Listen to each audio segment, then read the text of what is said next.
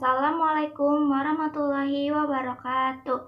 Nama saya Anggita Rizka Uzani dari kelas 11 MIPA 2, ingin menjelaskan tentang tokoh nasional Dr. Andes Muhammad Hatta. Biografi. Muhammad Hatta lahir dari pasangan Muhammad Jamil dan Siti Saleha. Ia lahir dengan nama Muhammad Attar pada tanggal 12 Agustus 1902. Namanya Attar berasal dari bahasa Arab yang berarti harum. Hatta dikenal akan komitmennya pada demokrasi. Ia mengeluarkan Maklumat X yang menjadi tonggak awal demokrasi Indonesia. Di bidang ekonomi, pemikiran dan sumbangsinya terhadap perkembangan koperasi membuat ia dijuluki sebagai Bapak Koperasi. Hatta meninggal pada 1980 dan jenazahnya dimakamkan di Tanah Kusir, Jakarta. Pemerintah Indonesia menetapkannya sebagai salah seorang pahlawan nasional Indonesia pada tanggal 23 Oktober 1986. Pendidikan. Muhammad Hatta pertama kali mengenyam pendidikan formal di sekolah swasta. Setelah 6 bulan, ia pindah ke sekolah rakyat dan sekelas dengan Rafiah, kakaknya. Namun pelajarannya berhenti pada pertengahan semester kelas 3. Ia lalu pindah ke LSE di Padang, kini menjadi SMA Negeri 1 Padang, sampai tahun 1913 dan melanjutkan ke Mulos sampai tahun 1917. Di luar pendidikan formal, ia belajar agama kepada Muhammad Jamil Jambek, Abdullah Ahmad, dan beberapa ulama lainnya. Pergerakan politik ia mulai sewaktu bersekolah di Belanda dari 1921 sampai 1932. Ia bersekolah di Handelshogeschool. Kelak sekolah ini disebut Ekonomische Hogeschool, sekarang menjadi Universitas Erasmus Rotterdam. Selama bersekolah di sana, ia masuk Social Indische Vereniging, yang kemudian menjadi organisasi politik dengan adanya pengaruh Ki Hajar Dewantara, Cipto Mangunkusumo, dan Douwe Dekker. Perjuangan dari tahun ke tahun. Pada tahun 1923 sampai 1924, Hatta menjadi bendahara dan mengasuh majalah Hindia Putra yang mengganti nama menjadi Indonesia Merdeka. Setelah itu, organisasi ini berubah nama menjadi Perhimpunan Indonesia atau PI. Pada Desember 1926, semohon dari PKI datang kepada Hatta untuk pimpinan nasional secara umum kepada PI. Selain itu, dia dan semohon membuat sesuatu perjanjian bernama Konvensi Semohon-Hatt. Ini dijadikan alasan Belanda ingin menangkap Hatta.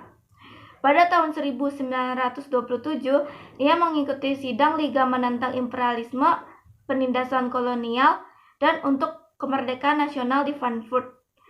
Pada 25 September 1927, Hatta bersama Sastro Midjojo, Najar Datuk Panunjak, dan Majid Dijojo Diningrat ditangkap oleh penguasa Belanda atas tuduhan mengikuti partai terlarang yang dengan semohon.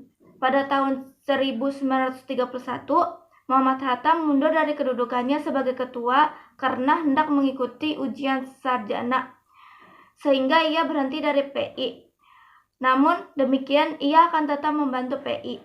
Pada Desember 1931, para pengikut Hatta segera membuat gerakan tandingan yang disebut Gerakan Merdeka, yang kemudian bernama Pendidikan Nasional Indonesia yang kelak disebut PNI baru. Mempersiapkan kemerdekaan Republik Indonesia. Saat mendekati proklamasi pada 22 Juni 1945, Badan Penyelidik Usaha Persiapan Kemerdekaan Indonesia atau BPUPKI membentuk panitia kecil yang disebut Panitia 9 dengan tugas mengolah usul dan konsep para anggota mengenai dasar negara Indonesia. Panitia kecil ini beranggotakan 9 orang dan diketuai oleh Insinyur Soekarno. Anggota lainnya Bung Hatta, Muhammad Yamin, Ahmad Subarjo, Ahmad Ramis, Abdul Kahar Muzakir, Wahid Hashim, H. Agus Salim, dan Abi Kusno Tjokrosujoso. Peran Muhammad Hatta dalam proklamasi kemerdekaan Indonesia. Bung Hatta sosok yang merumuskan teks proklamasi kemerdekaan Indonesia bersama Soekarno dan Ahmad Subarjo. Selain merumuskan naskah, Bung Hatta juga menandatangani teks proklamasi bersama Bung Karno. Menjadi wakil presiden pertama di Indonesia.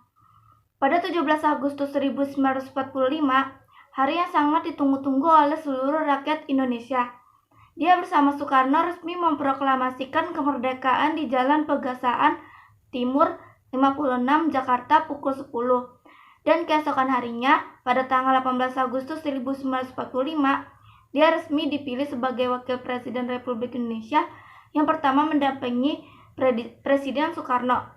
Selama menjadi Wakil Presiden, Bung Hatta amat gigih bahkan dengan nada sangat marah menyelamatkan Republik dengan mempertahankan naskah Linggarjati di sidang pleno KNIP di Malang yang diselenggarakan pada 25 Februari sampai 6 Maret 1947 dan hasilnya persetujuan Linggarjati diterima oleh Komite Nasional Indonesia Pusat KNIP sehingga menjadi anggota KNIP menjadi agak lunak pada 6 Maret 1947.